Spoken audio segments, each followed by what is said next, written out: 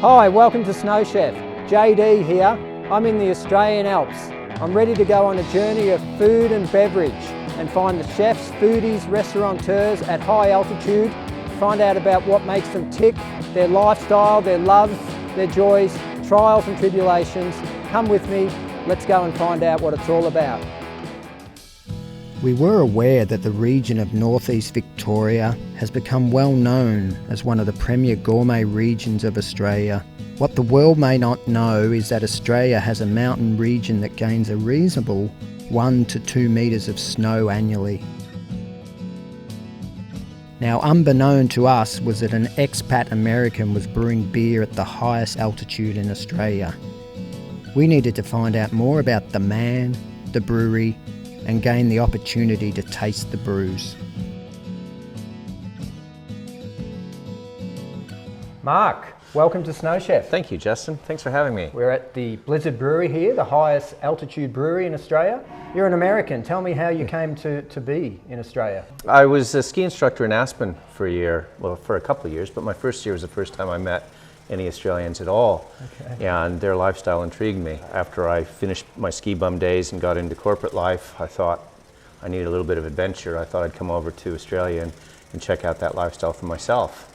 So I came over to Sydney in 1984 on a 2-year working holiday. Wow. That never finished. The Blizzard Brewery, tell me a little bit about this. What made you get into brewing, like every man's dream, I suppose, to have a brewery?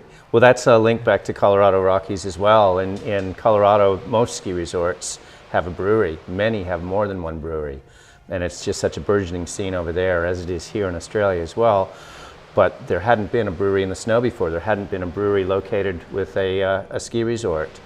And we've had a holiday house up here for about 12 years here in Dinner Plain and brought the boys up skiing and enjoyed this environment so much. I thought, how can I spend more time here? And the natural answer was, well, make a new business, make a business that works in alpine resorts and resonates with alpine visitors, and that's a brewery.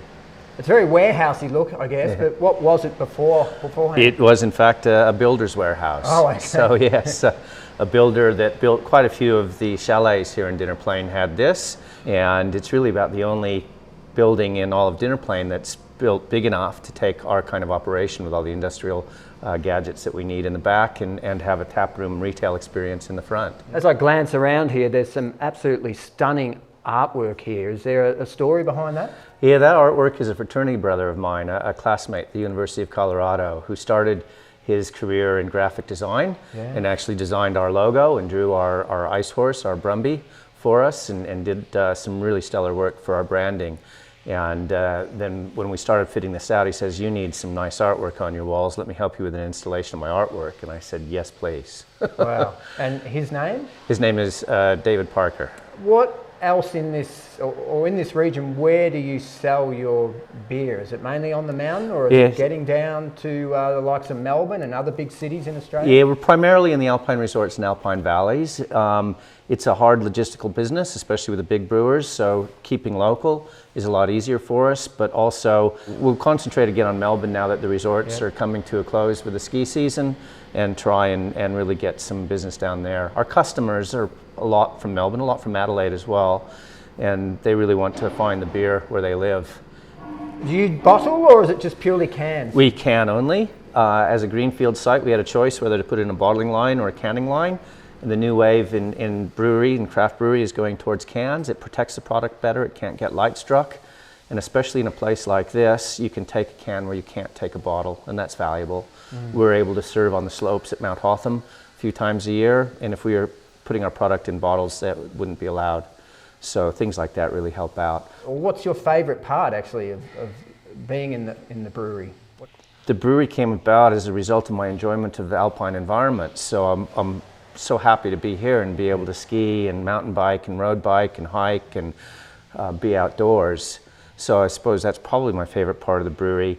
The other part is when I hear my customers congratulate us on a good beer. Yeah. It's just a really great feeling if people say, you're doing a really nice beer, I like the varieties that you have, I love the style, I love the freshness of it, and that's what we really set out to do. Yeah. Job one is to make good beer. If we don't have good beer, a lot of other things aren't possible, but if you do have good beer, then sky's the limit. Yeah.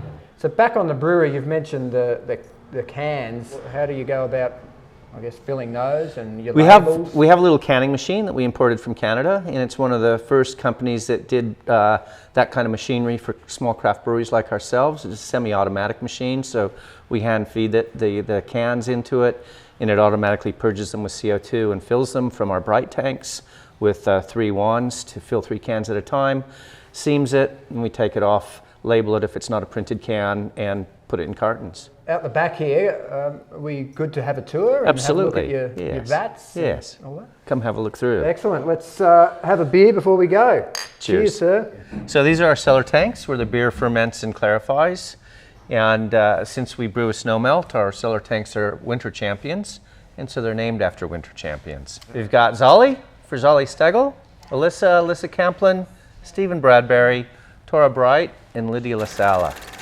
Wow, and do those athletes know that they've got vats named after them? Not that I know of, but it'd be good if they would come up because I'll shout them a beer.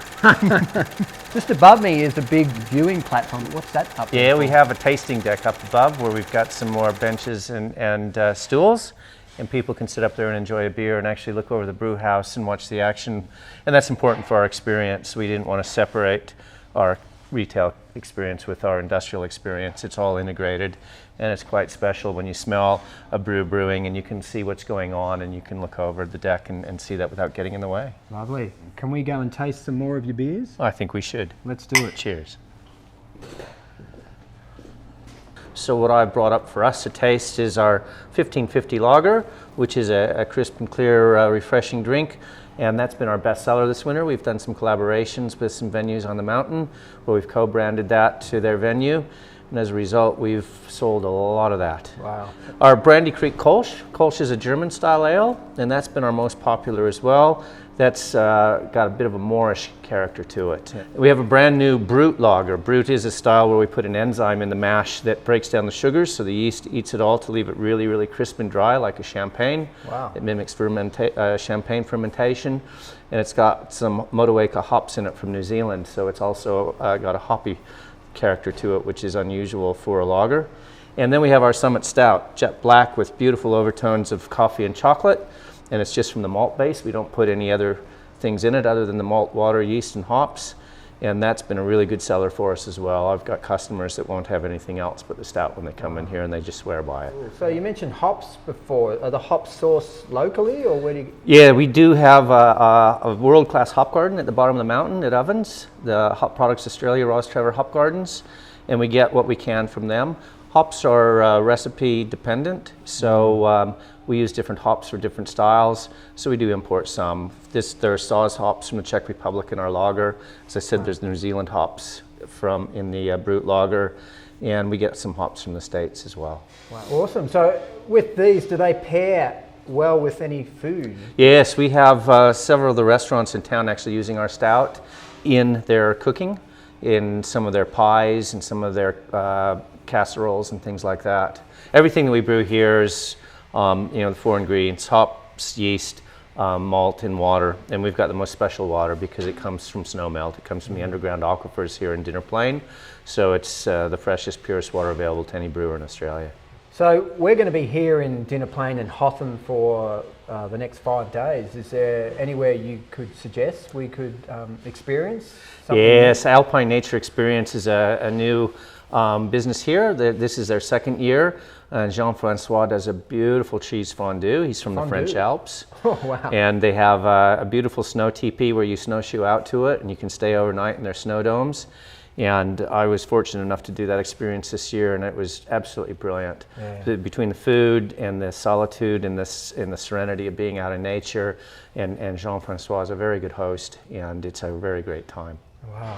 So an American and a Frenchman in town. It's almost like a bad joke. Well, Alpine people, I think, around the world, if you've been in an Alpine environment, you've got something in common with other people that do, and that's what I find here as well. Yeah. People are drawn to an Alpine experience, and there's more similarities between us than there are differences. Okay, well, I'm going to take you up on your recommendation and go and try that out. Excellent. Thank you. Thank you.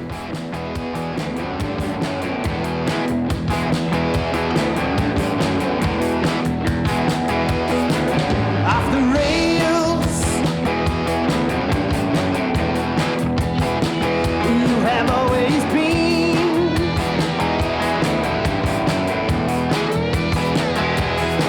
Somehow you gain speed.